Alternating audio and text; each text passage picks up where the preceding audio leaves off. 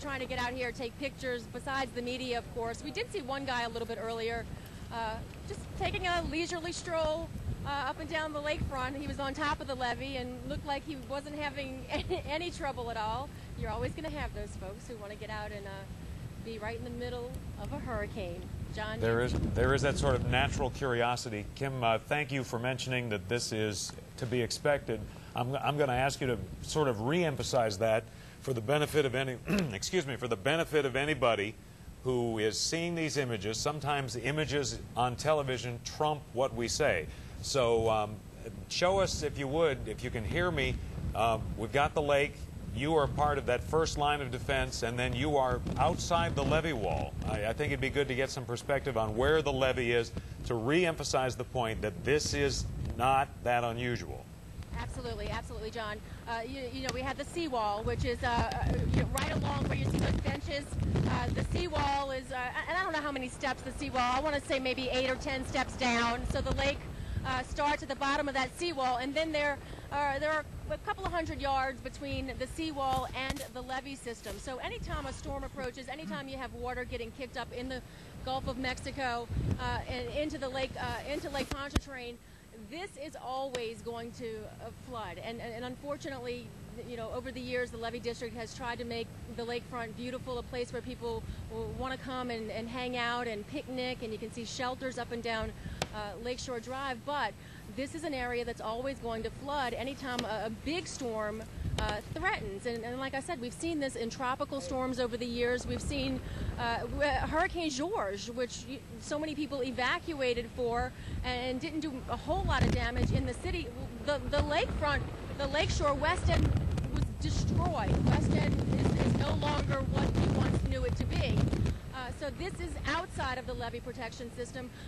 On the other side of that levee, million-dollar homes in some cases. I mean, very expensive houses. And if you can, Donnie, if you can show over there, you can see the rooftops of some of these houses. I mean, these are huge houses. People have invested a lot of money, rebuilt their homes, and you know, this is an area that those folks aren't really that concerned about the water coming over these levees. These levees are pretty high, but you know, we show the pictures because they are good pictures.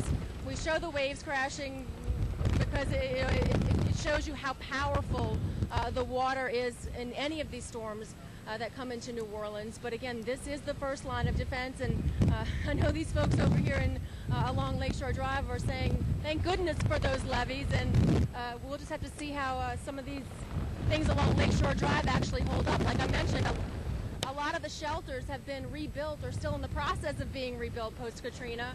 And it was really starting to look good again out here. The fountain, you name it, everything was starting to come back. But anytime you get a storm like this, it does sometimes more damage than others, but we'll have to wait and see. John?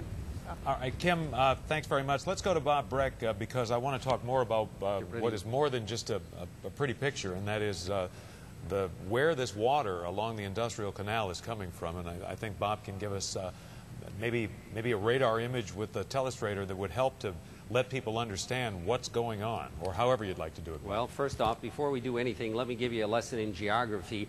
Kim talked about West End. That's right here. Don't move it yet. This is West End here. Where Kim is right here at the lake. This is Canal Boulevard going out to the lake, and because we're going to pan over to the Industrial Canal. Now, Kim, if you can keep going off to the east, we'll come upon the Industrial Canal. Here's, you know, the Bayous, London Avenue Canal, and then we come to the Lakefront Airport here. This is the Industrial Canal that enters the lake. Here's the outfall, not the outfall, this is the, geez, what do they call the canal? That's the Intracoastal Waterway. This is the Intercoastal that goes all the way on over to Florida.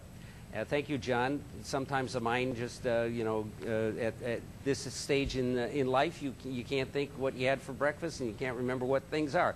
This is where Geraldo had the video from right in here. And if you remember, the barge crashed in and all that water went into the lower Ninth Ward and eventually helped get into St. Bernard. Actually, the water came in both directions into St. Bernard, and that's why all that area got flooded.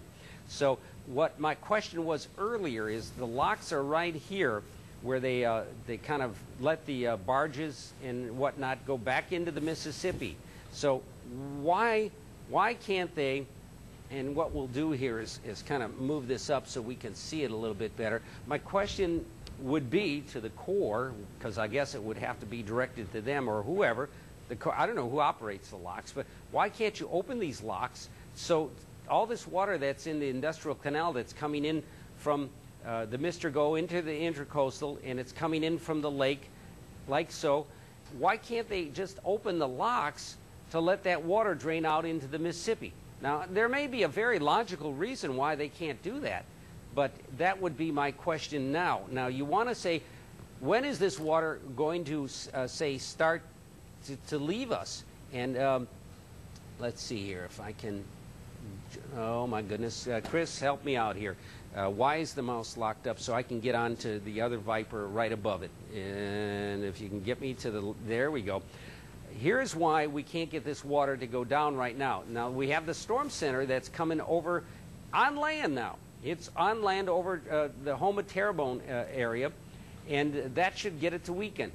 But until we get this thing to get far enough west of us, we're still getting the winds that now are wrapping around the system like so. What does that do? Well, it's driving the water up Barataria Bay, so you're going to have water still rising up through Lafitte and towards the Harvey Canal, but we're also seeing the water being continue to be forced into Lake Pontchartrain, up the Mr. Go, into the intercoastal, and until the storm gets farther away and these winds start to relax, we're going to see this high water. Now, I am encouraged by what we just saw from Kim Holden, that the water in the lake has gone down, it looked like about a half a foot. Maybe we are at or have seen our high water mark now, and that the winds, even though they're still strong, they're beginning to slacken a little. If I look at my wind gauge here at Fox 8, though, we're still 45, 50, 53 miles an hour, 34. Well, we're still, you know, we're still fluctuating in the 30 to 40 to 50 mile an hour wind range. We need to get those winds to come down 20 to 30 miles an hour, and the water on itself will start to flow back out of the lake and back into the Gulf. So it's a slow process. It's going to take a while, and I know it has a lot of people nervous. Yeah, when we were looking at Kim Holden's video a minute ago, we saw pieces of land that were covered up, that were supposed to be covered up when a hurricane comes like this. And then about 5 minutes or 10 minutes later, that same the piece of land was evident again, where before it was covered with water. So I don't know if that's significant, but... Well, I think what's significant is we need to keep that camera crew by the lake there, because our camera at the treasure chest in Kenner is kaput because there's no power. So we have no other way to monitor the water level except having someone on the scene. So I would suggest, and again, I'm not in news, I'm not telling our news director what to do, but I would keep a crew at the lake. Just so happens, Bob, that we're on the way to the 17th Street Canal, so we're actually going to get on that, because I think that's a very good point. I'll tell you what we're going to do is take a quick break, come back and do some weather, because we're anticipating a presidential news conference maybe within 10 minutes or so. So we'll break away as we follow this situation with the surge, Bob's latest thoughts, the situation at the Industrial Canal, and thoughts from the president still to come. Billions of dollars.